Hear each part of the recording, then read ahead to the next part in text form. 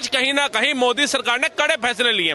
अगर आप गंभीरता से देखेंगे, मोदी सरकार 2014 में चुन करके आती है तो आते ही तो फैसले नहीं लेगी, समय लगता है। हर एक गतिविधि को पहचानने के अंदर प्रधानमंत्री का पद पहली बार नरेंद्र मोदी जी ने संभाला।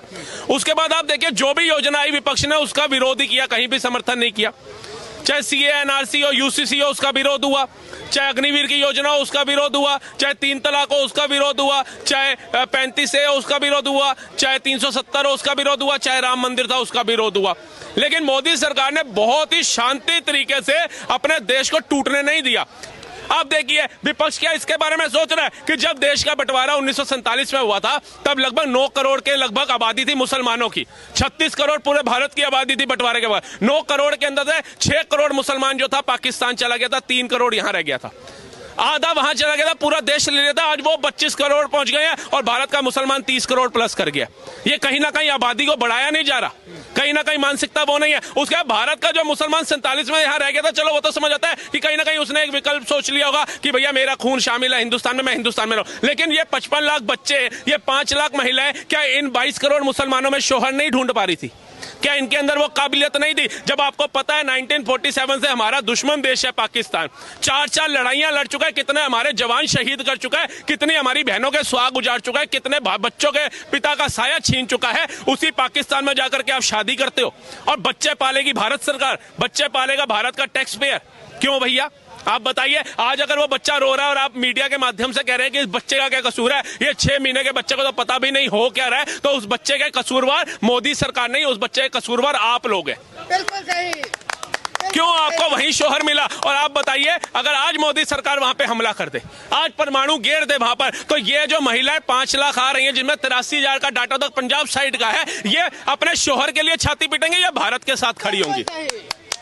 ये वहां के लिए खड़ी होंगी। जिनके बच्चे यकीम हो जाएंगे, जिन पाकिस्तान में मारे जाएंगे आतंकवादियों के साथ ही वहां पर, तो ये बच्चे बड़े होकर के अपने बाप का बदला लेने के लिए भारत में ही बम फेंकेंगे या पाकिस्तान के पक्ष में फेंकेंगे? आप बताइए, कौन फेंकेगा? इसकी जिम्मेवारी कौन लेगा? इसकी जिम्मेवारी विपक्ष लेगा क्या करके? नहीं ले सकता वो जीवन में भी। जो कह रहे हैं कि मोदी जी 10 दिन हो गए सोए हुए हैं, 56 इंच का सीना क्या, इनसे पूछिए। तुम्हारी दादी को आयरन लेडी बोला गया था, क्या उन्होंने अगले दिन ही जाकर के बांग्लादेश को अलग कर दिया था, या संयुक्त राष्ट्र भी गई थी, या जाकर के 1.5-2 महीने तक धक्के खाए थे, उसके बाद जाकर के बांग्लादेश को अलग किया था?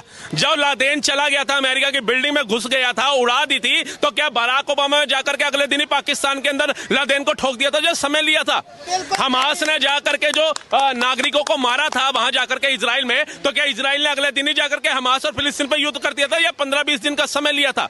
जब पुलवामा में 40 जवान हमारे शहीद हुए थे, क्या मोदी जी ने अगले दिन ही सर्जिकल स्ट्राइक कर दी थी, जिसके तुमने सबूत मांगे थे?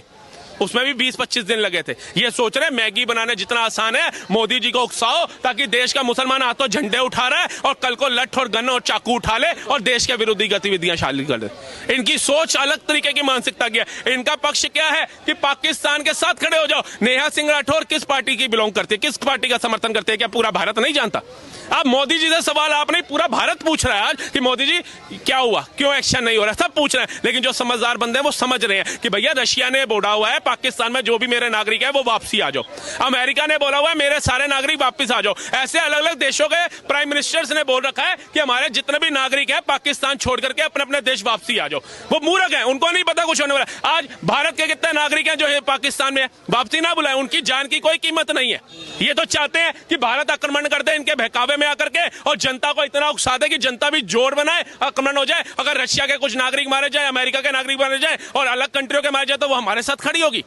जैसे जब बांग्लादेश इन्होंने अलग किया था, तो आपको याद होगा अमेरिका, ब्रिटेन और चाइना, ऐसी बड़ी बड़ी कंट्रियां जो थी पाकिस्तान के साथ खड़ी थी, हमारे साथ सिर्फ एक रशिया था। आज हमारे साथ रशिया के साथ साथ अमेरिका भी खड़ा है, ब्रिटेन भी खड़ा है, ऑस्ट्रेलिया भी खड़ा है, इजराइल भी खड़ा है, और साउथ की कितनी कंट्रियां खड़ी हैं इस्लामिक। ये किसकी ताकत है? ये 11 सालों में ये ताकत किसने भारत को बना करके दिखाई है कि इस्लामिक कंट्रियां भी भारत के साथ खड़ी है? जबकि पाकिस्तान का प्राइम मिनिस्टर टर्की भी गया होकर के आया और चाइना भी होकर के आया, और आने के बाद वहां से भी सफल हुआ, और आने के बाद वो बयान देता है मोदी जी आकर के बातचीत से खत्म करते हैं, जंग में कुछ नहीं रखा। ये जंग में कुछ नहीं रखा तब तुम्हें तय करना था जब अपने आतंकवादी वहां भेजे तुमने। जब ये स्लीपर सेल के माध्यम से तुमने 27 लोगों की निर्मम हत्या करी, और दूसरा इनका दोहरा चरित्र तब निकल के आता है कि 26 लोगों के हमें नाम नहीं पता, सिर्फ एक अफसर नेवी के जो अफसर थे उनके अलावा, लेकिन इन्होंने बता दिया सैयद शाह करके एक मुसलमान मारा गया, एक मुसलमान मारा गया, एक मुसलमान मारा गया। वो सैयद शाह सबको याद दिला दिया इन्होंने, वो 26 का नाम भी तो याद दिलाते। और जो बंदा अपनी पीठ पे बिठा करके वीडियो बनवा रहा है कि देखिए हम सेवा कर रहे हैं, हम बीच बचाव में हैं, वो वीडियो बनाने का तुम्हारा उस बंदे का टाइम था, उन आतंकवादियों की वीडियो बनाने का समय नहीं था, नहीं था। ये किसको बहलाने की बात करो। और आप एक और चीज अगर देखेंगे, एकदम ही रिसेंट ऐसा होता है कि आतंकवादी हमला होता है, 27 लोगों की निर्मम हत्या होती है, उसके बाद सारे कश्मीरी कोई दूध की बोतल लेकर के, कोई जूस की बोतल लेकर के, कोई केला लेकर के, कोई संतरा लेकर के, कोई सेब लेकर के शुरू हो जाता है, लीजिए बहन जी, उनकी छातियां जल रही हैं, उनके पति मार दिए गए, उनके बच्चे मार दिए गए, और ये कह रहे केला ले लो, जूस ले लो, ये ले लो। आप सोचिए ये कितनी मतलब दुर्भाग्यपूर्ण बात है। और उसके बाद बोला जा रहा है कि ये हमारे पेट पे लात पड़ी है, ये हमारे पेट पे लात पड़ी है। मतलब तुम्हारा रोजगार छिन रहा है, अमरनाथ की यात्रा शुरू होने वाली थी, तुम्हारा रोजगार छिन रहा है क्योंकि स्कूलों की छुट्टियां आने वाली थी, लेकिन उनके सुहाग छिन गए, उसकी कोई कदर नहीं है।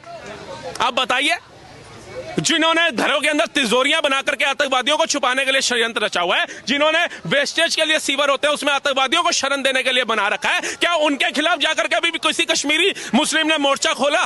किसी कश्मीरी नेता ने उसके घर जाकर के मोर्चा खोला कि भैया बता तेरे घर के अंदर ये तिजोरी क्या कर रही है आतंकवादियों को छुपाने वाली, तेरे घर के बाहर ये सीवर क्या कर रहा है आतंकवादियों को छुपाने वाला? किसी एक ने खोला? किसी ने भी नहीं खोला। एक का उदाहरण दे दो आप मेरे को। अगर ये वाकई में भारत के हित के सोचने वाले होते या इनको उन 27 लोगों का जरा भी दिल में दर्द होता ना, तो ये जाकर के पहले अपने भाइयों को कूट रहे होते, उनको तोड़ रहे होते अच्छे से कि तुम्हारे इन सुराखों से, तुम्हारे इन आतंकवादियों को छुपाने की वजह से पूरा कश्मीर बदनाम हो गया, पूरे कश्मीरी मुस्लिम बदनाम हो गए।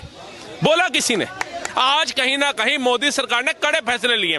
अगर आप गंभीरता से देखेंगे, मोदी सरकार 2014 में चुन करके आती है,